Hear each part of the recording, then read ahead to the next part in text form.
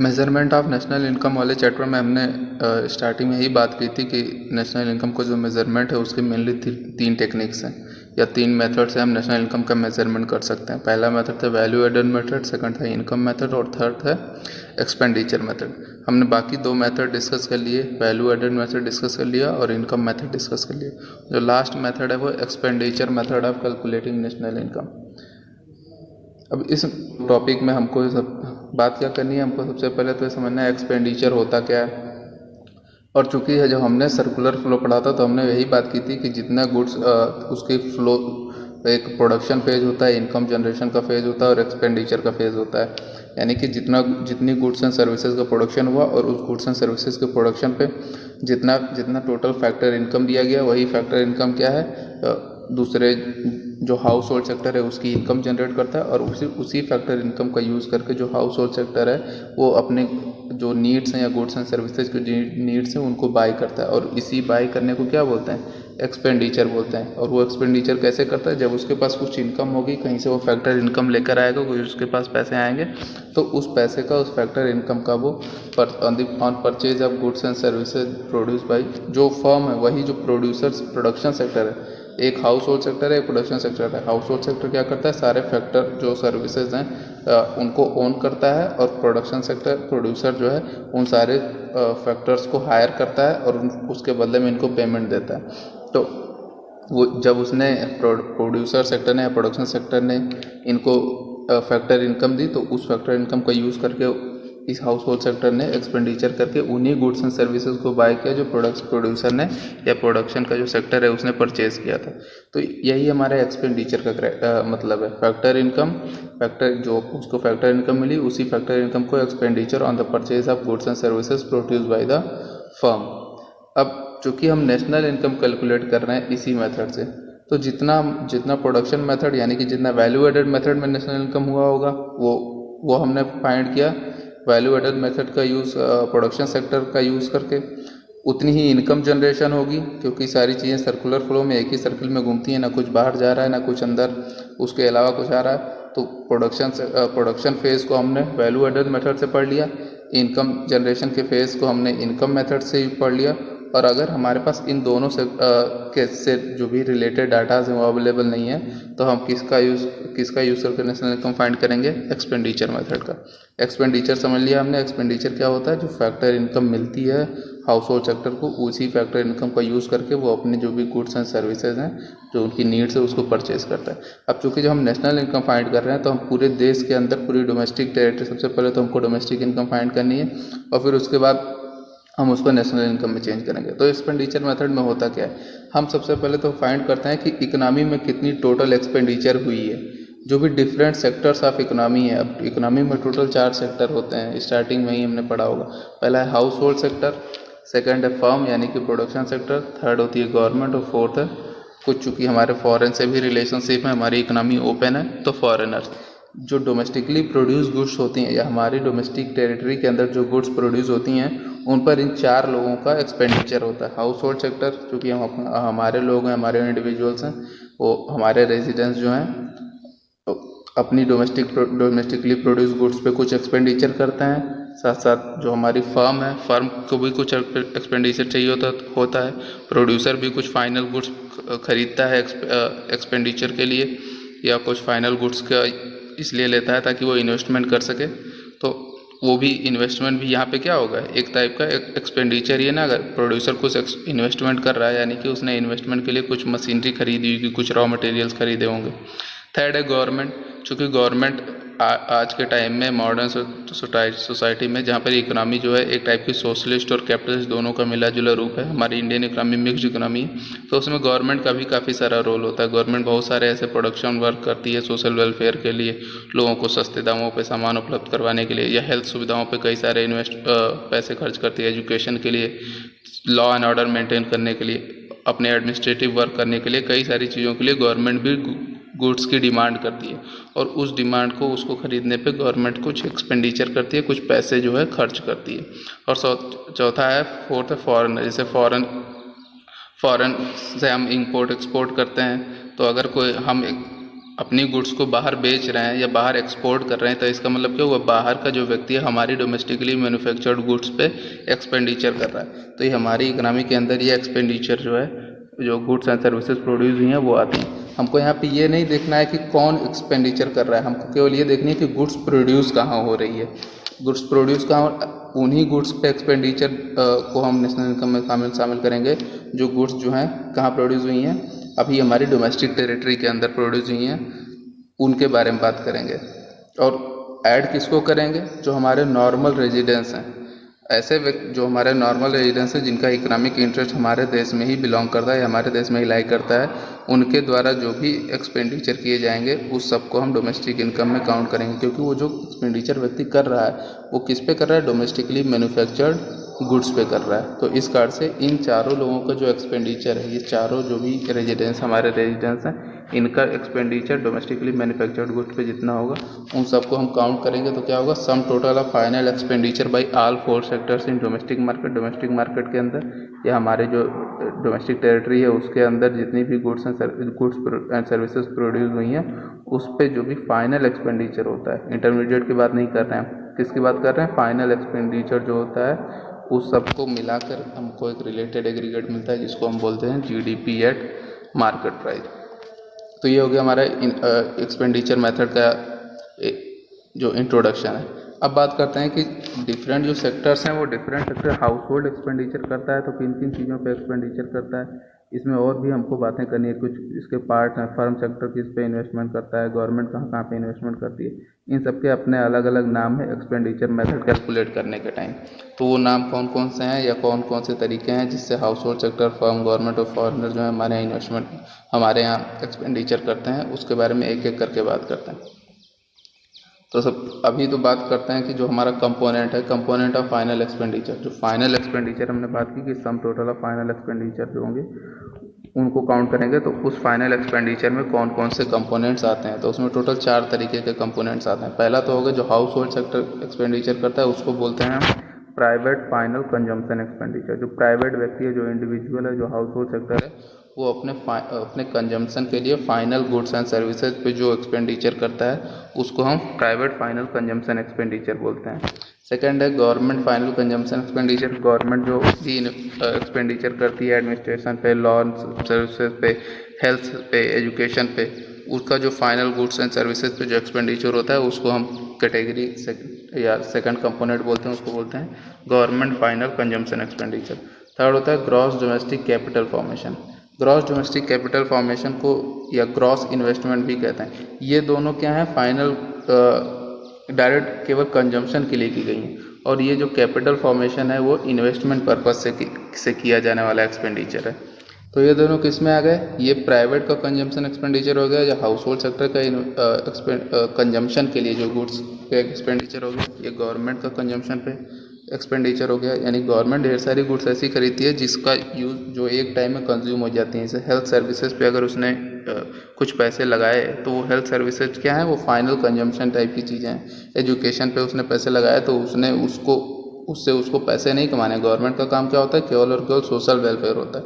Government उसमें कोई profit motive नहीं होता है, या उसने पैसे लगाए तो आपसे 3 गुना ज़्यादा चार्ज करेगी या रीसेल के लिए चीज़ें खरीद रही है। गवर्नमेंट ऐसा नहीं करती है। गवर्नमेंट का मोटिव क्या होता है, केवल और केवल सोशल वेलफेयर होता है। तो उस कार्ड से गवर्नमेंट का कंजम्पशन जो एक्सपेंडिचर्स हैं या गवर्नमेंट के जो भी एक्सपेंडिचर्स होते हैं एडमिनिस्ट्रेशन सर्विसेज पे, लॉ एंड ऑर्डर पे, हेल्थ सर्विसेज पे, एजुकेशन पे, इन सारी चीज़ों को किस में शामिल करते हैं, गवर्नमेंट के फाइनल कंजम्पशन एक्सपेंडिचर पे।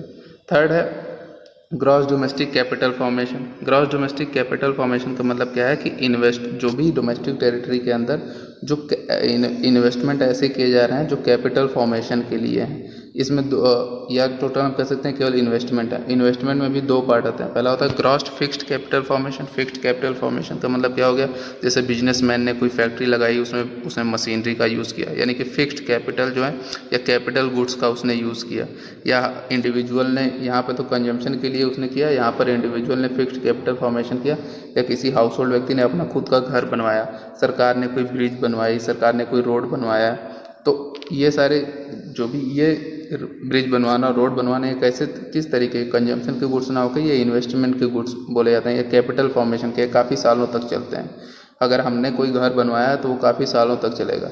और यहाँ पे किसकी बात की है, केवल जो भी कंजम्पशन की बातें की गई हैं, जो गुड्स एंड सर्विसेज पे जिनको हम कंज्यूम करते हैं, सेमी ड्यूरेबल, नॉन ड्यूरेबल और वन टाइम कंजम्पशन जो गुड्स होती हैं उनकी बात की गई है, सर्विसेज की बात की गई है। जो हाउस होल्ड सेक्टर, जो ड्यूरेबल गुड्स पे भी उसकी चीज़ें हो जाती हैं, लेकिन ड्यूरेबल गुड्स में अगर हम जो हाउसेज वो बनवाता है उसको हम प्राइवेट फाइनल कंजम्पशन एक्सपेंडिचर में ना लिख के उसको हम ग्रॉस फिक्स्ड कैपिटल फॉर्मेशन में लिखते हैं, क्योंकि हाउस क्या है, एक टाइप का इन्वेस्टमेंट है। घर अगर आप बनवाते हैं तो एक टाइप का वो इन्वेस्टमेंट है। तो इसमें वो सारी चीज़ें आती हैं जो कैपिटल फॉर्मेशन इन्वेस्टमेंट पर्पज़ से की जाती हैं। इन्वेस्टमेंट पर्पज़ से एक तो हो गया फिक्स्ड कैपिटल फॉर्मेशन, और एक होता है इन्वेंट्री स्टॉक। इन्वेंट्री स्टॉक मतलब चेंज इन स्टॉक, यानी कि अगर हमने इन्वेस्टमेंट किया था कुछ इंटरमीडिएट गुड्स पे, रॉ मटेरियल पे, और इस साल के लास्ट तक वो बिकी नहीं या अनसोल्ड रहेगी, तो उसको हम अपने इन्वेस्टमेंट में शामिल कर लेते हैं। अगर वो बिक जाती तो फाइनल एक्सपेंडिचर में शामिल हो जाती, किसी ने बेच दिया तो कोई ना कोई इसको खरीदता तो उसके फाइनल एक्सपेंडिचर में शामिल हो जाती है। लेकिन चूंकि ना प्राइवेट ने खरीदा उसको, ना गवर्नमेंट ने खरीदा, प्रोड्यूसर जो है उसके पास अभी भी वो रखी हुई हैं, और गवर्नमेंट ने उस पर प्रोड्यूसर ने उस पर एक्सपेंडिचर किया था, लेकिन अभी उसने किसी और को बेचा नहीं है, तो दूसरे के किसी एक्सपेंडिचर में शामिल नहीं हुआ, तो इस कारण से उसको हम इन्वेंट्री इन्वेस्टमेंट में शामिल कर लेते हैं, उस एक्सपेंडिचर को जो प्रोड्यूसर ने किया है और उसका अभी उसको बदले में रिटर्न नहीं मिला। और उसके बाद जो फॉरेनर जो हैं हमारी डोमेस्टिक टेरिटरी पे जो भी डोमेस्टिकली प्रोड्यूस गुड्स पे जो एक्सपेंडिचर करते हैं उसको हम नेट एक्सपोर्ट में शामिल करते हैं। नेट एक्सपोर्ट का मतलब क्या है, एक्सपोर्ट माइनस इम्पोर्ट। अगर हमारे रेजिडेंस ने बाहरी दूसरे देश की डोमेस्टिक टेरिटरी के अंदर प्रोड्यूस गुड्स पे कुछ खर्चा किया है तो वो माइनस हो जाएगा, और बाहरी दूसरे देश के रेजिडेंस ने हमारी डोमेस्टिक टेरिटरी के अंदर मैन्युफैक्चर्ड गुड्स पे जो अगर कुछ एक्सपेंडिचर किया है तो वो प्लस हो जाएगा। और एक्सपोर्ट जो हमने बाहरियों ने हमारे गुड्स पे एक्सपेंडिचर किया उसको एक्सपोर्ट्स बोलते हैं, और जो हमने बाहरी गुड्स पे एक्सपेंडिचर किया उसको इंपोर्ट बोलते हैं।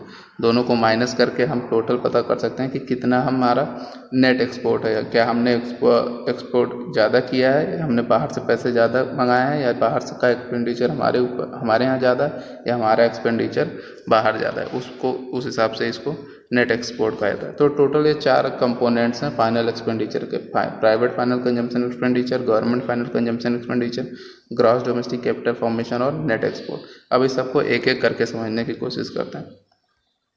पहला है private final consumption expenditure. Private final consumption expenditure का मतलब क्या हुआ, वही बातें हुई, expenditure incurred bye house hold and private non profit institution serving house hold. इसका मतलब क्या है कि जो हाउस होल्ड सेक्टर है वो जो एक्सपेंडिचर करता है, और साथ साथ जो नॉन प्रॉफिट इंस्टीट्यूशंस हैं जो हाउस होल्ड सेक्टर द्वारा बनाए गए हैं, हाउस होल्ड सेक्टर द्वारा बनाए गए जो NGOs हैं, non government non profit institutions हैं, जो किसके लिए काम करते हैं, हमारे हाउस होल्ड सेक्टर के लोगों के ही कल्याण के लिए, उनके वेलफेयर के लिए, या उनको कुछ सर्विसेज प्रोवाइड करने के लिए काम करते हैं।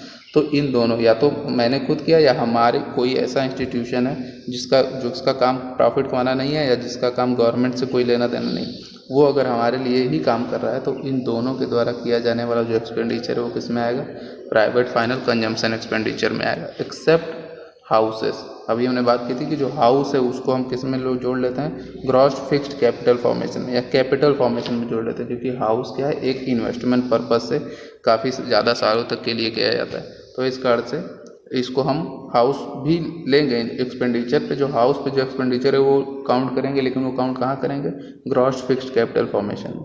तो यहाँ पे प्राइवेट फाइनल कंजम्पशन एक्सपेंडिचर यानी कि जिसको PFCE बोला जाता है, उसमें क्या हुआ, house hold final consumption expenditure और साथ साथ प्राइवेट नॉन प्रॉफिट इंस्टीट्यूशंस। एक तो हाउस होल्ड ने जो डायरेक्टली खर्चा किया, दूसरा या उनको हेल्प करने के लिए, उनको मदद करने के लिए, उनको कुछ गुड्स एंड सर्विसेज प्रोवाइड करने के लिए कोई नॉन प्रॉफिट ऑर्गेनाइजेशन है जिसका काम जनता का भला करना, जनता के कल्याण के लिए काम करना, उसके द्वारा जो एक्सपेंडिचर किया जाता है, इन दोनों को हम प्राइवेट फाइनल कंजम्पशन एक्सपेंडिचर में शामिल करते हैं।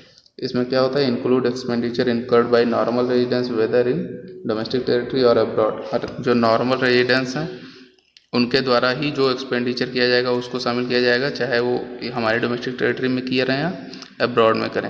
Expenditure incurred on purchase of और construction of own occupied houses is treated as capital formation. यहाँ पे वही बात की गई है कि हाउस को हम किस में शामिल करते हैं, एज ए इन्वेस्टमेंट लेते हैं, और इस कारण से उसको ग्रॉस रेजिडेंशियल कंस्ट्रक्शन इन्वेस्टमेंट के रूप में ग्रॉस फिक्स्ड कैपिटल फॉर्मेशन में शामिल कर लेते हैं, ना कि ड्यूरेबल कंजम्पशन गुड्स के लिए प्राइवेट फाइनल कंजम्पशन एक्सपेंडिचर में। इसके बाद है सेकंड है गवर्नमेंट फाइनल कंजम्पशन एक्सपेंडिचर, जिसको कि GFCE बोलते हैं। Expenditure incurred by general government on various administrative services like defence, law and order, education. इन सारी जो भी डिफेंस के लिए, हमारी सुरक्षा के लिए गवर्नमेंट जो एक्सपेंडिचर करती है, लॉ एंड ऑर्डर मेंटेन करने के लिए जो गवर्नमेंट एक्सपेंडिचर करती है, एजुकेशन के लिए, इन सारी चीज़ों के लिए जो गवर्नमेंट एक्सपेंडिचर करती है उसको हम किस में शामिल करते हैं, गवर्नमेंट फाइनल कंजम्पशन एक्सपेंडिचर में। और इन सारी चीज़ों पे एक्सपेंडिचर करने का पर्पस क्या रहता है गवर्नमेंट का, government produces goods and services for social welfare. Government का काम केवल किस लिए, गवर्नमेंट को कोई प्रॉफिट कमाने का मोटिव नहीं है, सरकार किसके लिए, हमारे लिए, तो हमारे कल्याण के लिए काम करती है सरकार, ना कि प्रॉफिट कमाने के लिए। इसके बाद है ग्रॉस डोमेस्टिक कैपिटल फॉर्मेशन, या उसको हम ग्रॉस इन्वेस्टमेंट भी कहते हैं, GDCF, gross domestic capital formation.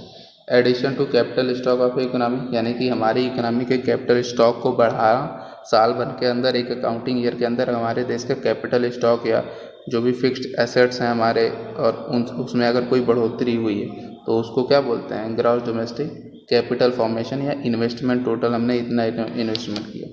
इसके दो कंपोनेंट्स होते हैं। पहला होता है ग्रॉस फिक्स्ड कैपिटल फॉर्मेशन, यानी कि जो फिक्स गुड्स एंड सर्विसेज पे, गुड्स पे खर्चा किया जाता है, जैसे हाउस बनाने में, बिल्डिंग बनाने में, मशीनरी लगाने में, इस सबको हम ग्रॉस फिक्स्ड कैपिटल फॉर्मेशन बोलते हैं। और दूसरा होता है इन्वेंट्री इन्वेस्टमेंट, यानी कि चेंज इन स्टॉक, यानी कि उसने, किसी प्रोड्यूसर ने कोई रॉ मटेरियल ख़रीदा था, इस साल उसने उसको बनाया और वो बिका नहीं, या हो सकता है बहुत सारे रॉ मटेरियल उसने खरीदे लेकिन वो बना भी नहीं पाया, साल ख़त्म हो गया, अभी भी उसके स्टॉक में चीज़ें रखी हुई हैं।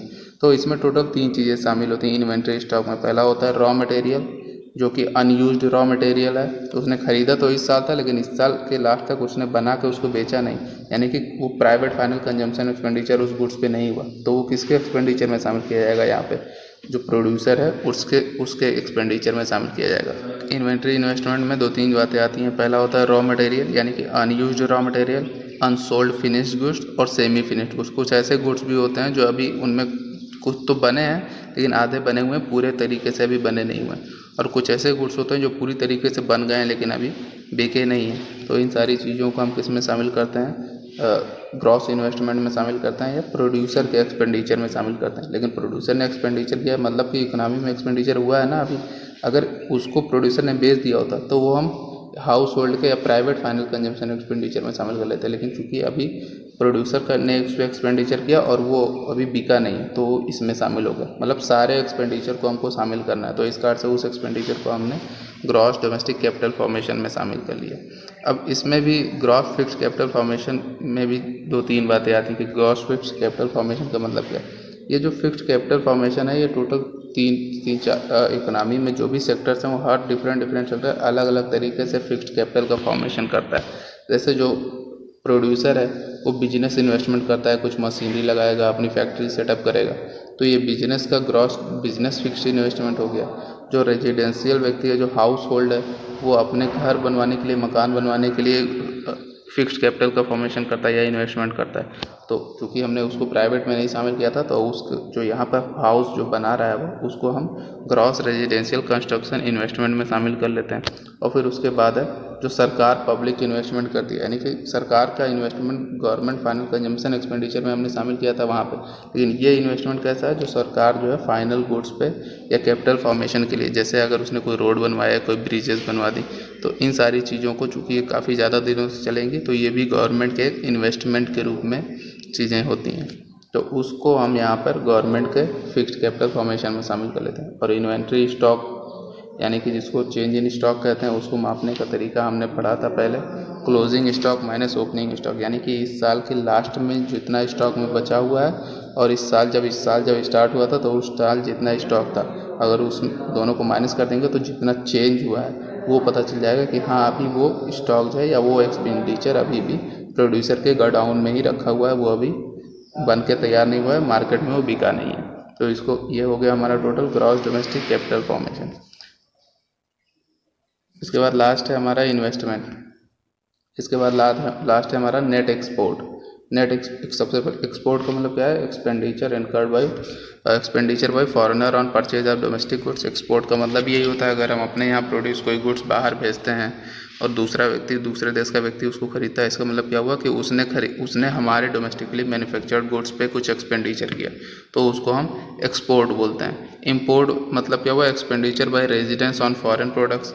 अगर हम दूसरे देश से कोई गुड्स मंगा रहे हैं, वहाँ से हम अब व्यापार कर रहे हैं, अमेरिका, ब्रिटेन, फ्रांस में बनी वस्तुएं इंडिया में आ रही हैं, तो मतलब क्या हुआ कि हमारा जो रेजिडेंशियल व्यक्ति है या हम लोग क्या करते हैं, दूसरे देश में बनी वस्तुओं को दूसरे देश की डोमेस्टिक टेरिटरी में प्रोड्यूस गुड्स पे अपना एक्सपेंडिचर करते हैं, तो इसको इम्पोर्ट बोलते हैं।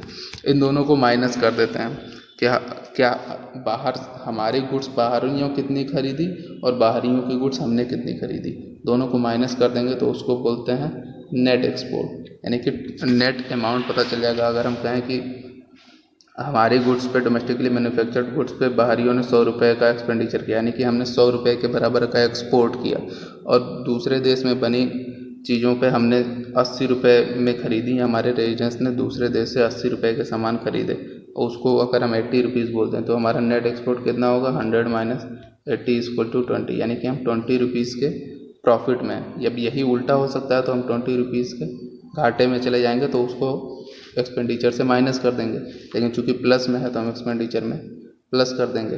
तो ये हो गया हमारा नेट एक्सपोर्ट। टोटल इतने सारे तरीके के एक्सपेंडिचर की बात की हमने, 4 sector, house hold, government, producer और फॉरेन सेक्टर, चारों ने अपने अलग अलग तरीके से हमारी डोमेस्टिकली प्रोड्यूस गुड्स पे एक्सपेंडिचर किया, और उन सबको हम सब काउंट कर लेंगे तो हमारे पास क्या मिल जाएगा, private final consumption expenditure plus government final consumption expenditure plus gross domestic capital formation और प्लस नेट एक्सपोर्ट, सबको प्लस किया तो हमको एक रिलेटेड एग्रीगेट मिलेगा, उसको बोलते हैं जीडीपी एट मार्केट प्राइस। अब चूँकि जो भी एक्सपेंडिचर हुए हैं वो किस पे हुए हैं, डोमेस्टिकली मैन्युफैक्चर्ड गुड्स पे हुए हैं, पहली बात तो ये। और जो मार्केट में आप कोई गुड्स खरीदने जाते हैं तो सबने उस गुड्स को किस पे ख़रीदा, उसकी मार्केट प्राइसेस पे ख़रीदा है, तो इस कार्ड से रिलेटेड एग्रीगेट कौन सा हो जाता है, जीडीपी एट मार्केट प्राइस। ये एक रिलेटेड एग्रीगेट हो गया। अब इस जीडीपी एट मार्केट प्राइस को हमको नेशनल इनकम में चेंज करना है। नेशनल इनकम में चेंज कैसे, हमको ग्रॉस को नेशनल में चेंज करना है सबसे पहले, तो उसके लिए हम डिप्रिसिएशन को माइनस करते हैं, फिर हमको मार्केट प्राइस को हम फैक्टर कॉस्ट में चेंज करेंगे, और उसके लिए हम नेट इनडायरेक्ट टैक्स को माइनस करते हैं, फिर एक और रिलेटेड एग्रीगेट मिलेगा, उसको बोलते हैं डोमेस्टिक इनकम, यानी कि एनडीपी एट एफसी। अब एनडीपी एट एफसी को एनएनपी एट एफसी में चेंज करना है, मतलब डोमेस्टिक को नेशनल में चेंज करना है, तो हम net factor income from abroad को प्लस कर देते हैं, और वो क्या हो जाता है हमारा एनएनपी एट फैक्टर कॉस्ट, यानी कि नेशनल इनकम। तो ये टोटल एक्सपेंडिचर मेथड का यूज़ करके हमने नेशनल इनकम कैलकुलेट करना सीखा। क्वेश्चंस आएंगे तो सारे डिफरेंट टाइप के एक्सपेंडिचर दिए होंगे, उसमें private final consumption expenditure equal to इतना लिखा होगा, या gross domestic capital formation equal to इतना लिखा होगा, या ग्रॉस डोमेस्टिक कैपिटल फॉर्मेशन की जगह पे नेट ग्रॉस इन्वेस्टमेंट लिखा होगा।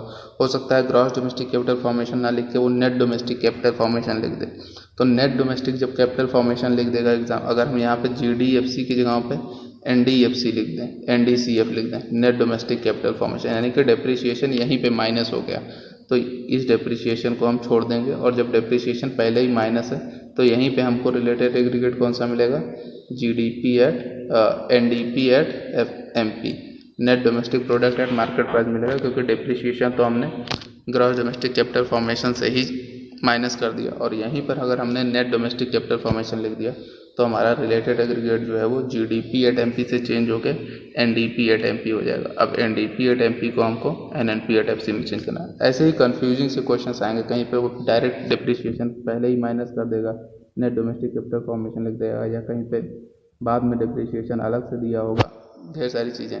कहीं पे जीडीएफसी डायरेक्ट ना लिख के बाकी जो उसमें लिख देगा, ग्रॉस फिक्स्ड कैपिटल फॉर्मेशन अलग दे देगा, और इन्वेंट्री स्टॉक अलग दे देगा, तो इन्हीं सारी चीज़ों को हमको फाइंड करना है।